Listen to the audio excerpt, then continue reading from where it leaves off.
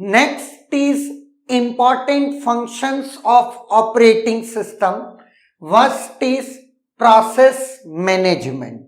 अगर मैं बात करता हूं जो कुछ भी टास्क यूजर परफॉर्म करता है वो प्रोसेस की फॉर्म में परफॉर्म होता है। मतलब एक प्रोग्राम जिसकी एक्टिव यूनिट प्रोसेस बनती है वो प्रोसेस फिर सीपीयू में रन होती है, ऐसा हम बोलते हैं। फिर प्रोसेस के साथ साथ प्रोसेस का आईडी कार्ड जिसे पीसी भी बोलते हैं, किस तरीके से प्रोसेस मैनेज होती है, प्रोसेस शेड्यूल होती है। अगर एक और एक से ज्यादा प्रोसेसेस सीपीयू में रन करने को रेडी हैं तो कौन सी प्रोसेस चलेगी, ये सब कुछ चीजें किसके अंडर आती हैं, प्रोसेस मैनेजमेंट के अंदर। क्लियर है। नेक्स्ट है मेमोरी मैनेजमेंट। जैसा कि हम जानते हैं कोई भी प्रोसेस अपना काम कंप्लीट करने के लिए सीपीयू में कंप्यूटेशन होता है, लेकिन जितना भी डेटा और इंस्ट्रक्शंस हैं वो मेमोरी में होते हैं। कौन सी मेमोरी? आपके सिस्टम में रजिस्टर्स हैं, मेन मेमोरी है, आपका हार्ड डिस्क है, जिसमें मैक्सिमम केसेस में आपका जो डेटा है वो मेन मेमोरी में पड़ा रहता है for the time of execution. लेकिन चूंकि पूरे डेटा को हम मेन मेमोरी में नहीं रख सकते, इसलिए हम हार्ड डिस्क का कुछ पार्ट हम यूज करते हैं। क्लियर है। तो यहां पर जो मेन मेमोरी है उसको मैनेज करना सबसे इंपॉर्टेंट टास्क है। वो मेमोरी किस वे में ब्रेक दें, क्या क्या पॉलिसीज हैं, एक प्रोसेस को मेमोरी अलोकेट करना, जब वो प्रोसेस काम कर चुकी है उसे मेमोरी डी अलोकेट करना, जितनी भी मेमोरी में फ्री स्पेसेस हैं उस फ्री स्पेसेस को मैनेज करना। और चूंकि आपका क्या है, मेमोरी जो रैम है वो आपकी मेन मेमोरी जो है वो नथिंग बट रैम है, जिसे अपन प्राइमरी मेमोरी भी बोलते हैं, जो कि नॉर्मली स्लोअर होती है। उस मेमोरी और सीपीयू आपका फास्टर है, उन दोनों की स्पीड मिसमैचिंग के गैप को कम करने के लिए हम levels of cache memory introduce करते हैं, जिसको आप डिटेल में कंप्यूटर ऑर्गेनाइजेशन में पढ़ते हैं, हायरार्की ऑफ मेमोरी, एंड किस तरीके से उस वे में एवरेज मेमोरी एक्सेस टाइम को आप रिड्यूस करते हैं। ये सारी की सारी चीजें आप किस में देखते हैं, मेमोरी मैनेजमेंट में। तो अल्टीमेटली आप मैं कह सकता हूं it is the main memory, primary memory या रैम, जिससे हम क्या करते हैं, मैनेज करते हैं, जिससे ज्यादा से ज्यादा प्रोग्राम आराम से चल सकें। चाहे वो वर्चुअल मेमोरी का कॉन्सेप्ट हो, चाहे वो आपका फ्रेगमेंटेशन कम से कम हो, सारी चीजें अपन इसके अंदर पढ़ते हैं, जो ऑपरेटिंग सिस्टम का बेसिक फंक्शन है। नेक्स्ट है device management. Along with memory और सीपीयू आपके काम को परफॉर्म करने के लिए इनपुट आउटपुट डिवाइसेस होती हैं, जिसमें जो सबसे मेन आपकी डिवाइस है वो आपकी हार्ड डिस्क है। क्लियर। फिर आपकी पेरिफेरल डिवाइसेस हैं। इनपुट डिवाइसेस में आपका कीबोर्ड और माउस हो गया, आउटपुट डिवाइसेस में आपका डिस्प्ले हो गया, प्रिंटर हो गया, बहुत सारे ऐसे आउटपुट डिवाइसेस हैं। तो सारी डिवाइसेस को मैनेज करना अंडर द सिस्टम, किस तरीके से इनपुट आउटपुट डिवाइस वर्क करती है, उससे किस तरीके से काम लेना है, ये सब भी हम किसके अंदर पढ़ते हैं, डिवाइस मैनेजमेंट, जो कि ऑपरेटिंग सिस्टम का बेसिक फंक्शन है। Next is file management. जैसा कि आप जो कम्युनिकेशन होता है वो एक्चुअल में फिजिकली आप कहते तो हैं कि हार्ड डिस्क से कम्युनिकेट करते हैं, बट एक्चुअली हार्ड डिस्क का जो फिजिकल आर्किटेक्चर है, ऑपरेटिंग सिस्टम अपने उस व्यू को उस पूरे फिजिकल आर्किटेक्चर को लॉजिकल यूनिट में डिवाइड करता है, जिसे बोलते हैं फाइल सिस्टम। हर ऑपरेटिंग सिस्टम का अपना एक फाइल सिस्टम होता है। जैसे आप अपनी D drive, C drive, E drive, drive के अंदर फोल्डर्स और ये और वो, ये सब कुछ आपका फाइल सिस्टम है, डायरेक्टरीज है, जिसमें आप डेटा को मैनेज करते हैं। Clear? That is files management. Next है आपका सिक्योरिटी। तो सिक्योरिटी दो तीन तरीके के केसेस हैं। वन इज जब एक से ज्यादा प्रोसेसेस आपस में कम्युनिकेट करती हैं, रिसोर्स को जब शेयर करती हैं, उस समय भी हमको सिक्योरिटी प्रोवाइड करनी होती है, प्रोटेक्शन प्रोवाइड करना होता है। लेकिन जब बात आती है इंटरनेट की, जब एक कंप्यूटर इंटरनेट से कनेक्टेड होता है, तो उस सब केसेस में बाहर के जो एक्सटर्नल थ्रेट्स हैं उससे भी सिस्टम को बचाना है, इन सारी चीजों से तो security features operating system provide करता है। अब अगर मैं बात करता हूं कंट्रोल ओवर सिस्टम परफॉर्मेंस, कि सिस्टम के अंदर जितने कुछ रिसोर्सेज हैं वो उनका यूटिलाइजेशन क्या है।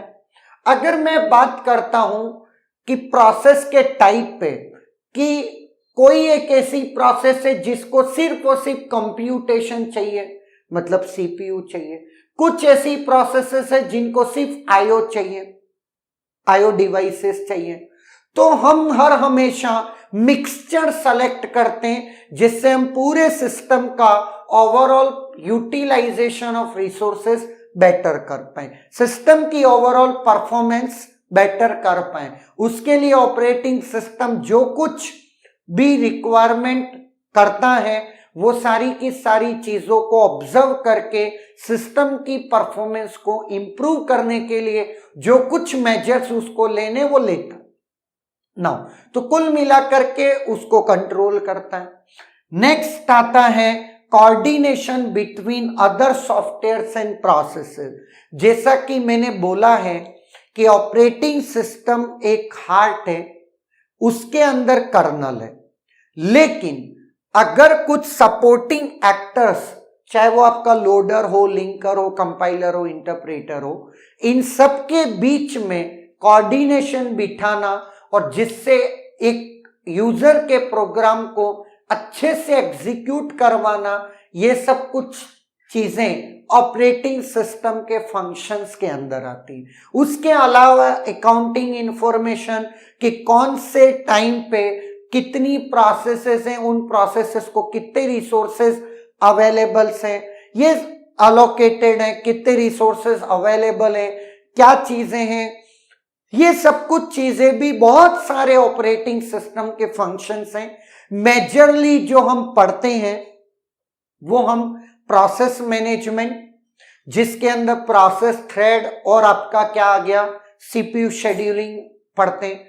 इंटर प्रोसेस कम्युनिकेशन के अंदर हम IPC model, synchronization mechanism and concurrency programming पढ़ते हैं, कॉनकरेंट प्रोग्रामिंग। इसके बाद हम डेडलॉक को पढ़ते हैं, इसके बाद हम मेमोरी मैनेजमेंट को पढ़ते हैं, इसके बाद डिस्क मैनेजमेंट और फिर हम फाइल मैनेजमेंट। बाकी चीजें हमारे सिलेबस में बहुत ज्यादा डिटेल में नहीं है। क्लियर है? तो इस तरीके से हम चैप्टर में आगे बढ़ेंगे। नाउ अब आता है गोल्स ऑफ ऑपरेटिंग सिस्टम। अगर मैं आपको बोलूं कि आपको एक न्यू ऑपरेटिंग सिस्टम डिजाइन करना है, तो सबसे पहले आपको ये क्लियर होना चाहिए कि एक ऑपरेटिंग सिस्टम के क्या गोल्स होने चाहिए, तब तो उनको फुलफिल करोगे। जब तक जो चीज आपको डिजाइन करनी है उसका गोल ही डिफाइन नहीं है तो फिर क्या होगा। क्लियर? तो सबसे पहला गोल है मैक्सिमाइज रिसोर्स यूटिलाइजेशन। सिस्टम के जितने भी रिसोर्सेज हैं, चाहे वो प्रोसेसर हो, चाहे वो मेमोरी हो, चाहे वो इनपुट आउटपुट डिवाइसेस हो, सब कुछ रिसोर्सेज का मैक्सिमाइज यूटिलाइजेशन पहला गोल है। Provide healthy environment to user program so that it can be executed efficiently and effectively. एक ऐसा एनवायरमेंट क्रिएट करके देना जिससे एक प्रोग्राम जो कि रन होने को आया है तो वो कंप्लीट होके जाए। ऐसा ना हो कि एक प्रोसेस किसी दूसरी प्रोसेस को छेड़छाड़ी कर रही हो, या एक प्रोसेस को एक रिसोर्सेज अवेलेबल हैं फिर भी आप दे नहीं रहे हैं, मतलब ऑपरेटिंग सिस्टम। या फिर आप ये कह सकते हैं कि एक प्रोसेस किसी दूसरी प्रोसेस को किल कर दे रहा है विदाउट द परमिशन, या एक प्रोसेस किसी दूसरे प्रोसेस को होल्ड कर दे रहा है बिना किसी मतलब के। ऐसे सर्टेन केसेस में एक ऐसा एनवायरमेंट क्रिएट करना जिससे वो आराम से अपने टास्क को परफेक्टली कंप्लीट कर पाए।